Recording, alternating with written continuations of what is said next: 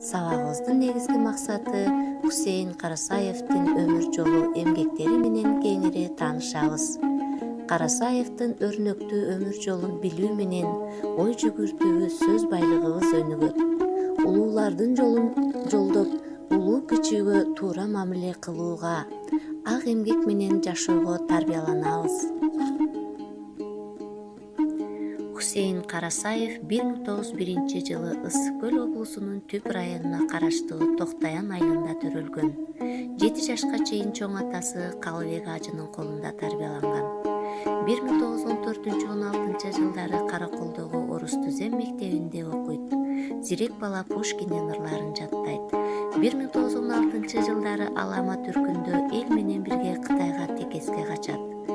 Кыргыздар кыямат күнгө туш болот. Ал кыйын күндөр Хусейиндин жүрөгүндө да кеткис тарт болуп, улут трагедиясы болду. Жаш Хусейин жан сактоонун айынан кой багып, жан баккан.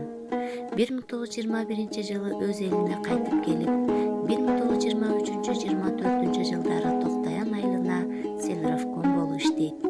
Эл оозуна алынып, коомго аралашат. 1926 жылы Ишеналы Арабаев экөө жаңылык китебин жазышат. Ал китептен кыргыздардын 60% сабатсыздыгын жоюуга жардамчы болот. Хусейин Карасаев кыргыз алфавитинин бардык түрүн түзүүгө катышкан. 1931 жылы Саякбай Каралаевдин айтуусунда Манас эпосун жазып алууну уюштурган. Хусейин Карасаев 1998 жылы каза болуп, сөөгү өз жерине коюлган. Бул кишинин залкар эмгектери түбөлүккө кыргыз элинде сакталып, мурас болуп кала берет. Биз бүгүн өмүр жолу өрнөктүү болгон улуу инсандын эмгектери тууралуу маалымат алдык.